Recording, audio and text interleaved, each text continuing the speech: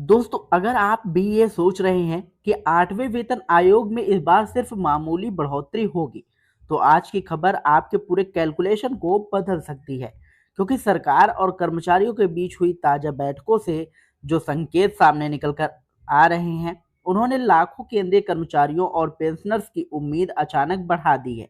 Fitment factor, family unit और pension तीनों मुद्दों पर अब माहौल तेजी से बदलता दिखाई दे रहा है।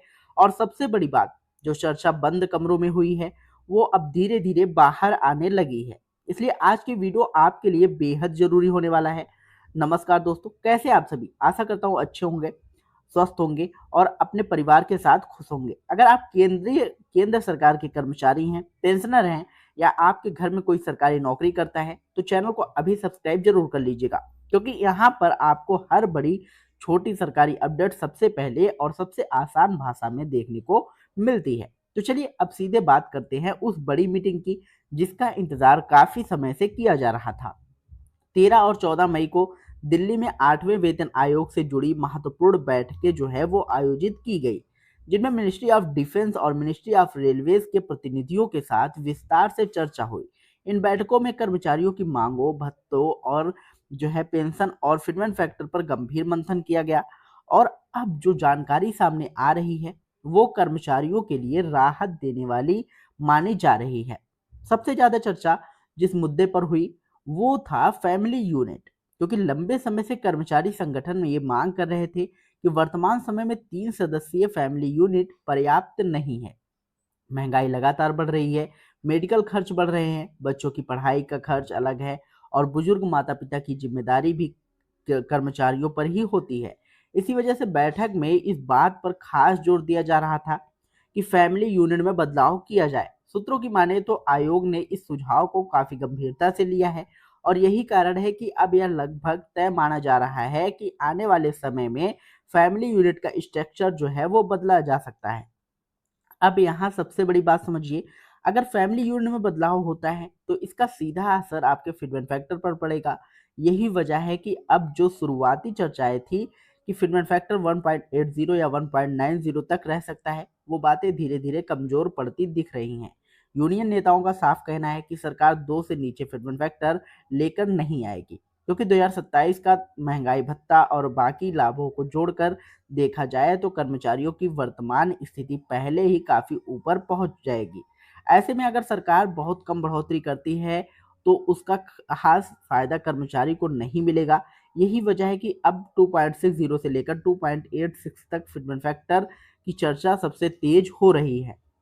और जिस तेजी से 8वें वेतन आयोग का काम आगे बढ़ रहा है, उससे यही संकेत मिल रहे हैं कि 1 जनवरी 2027 से इसे लागू करने की पूरी तैयारी चल रही है।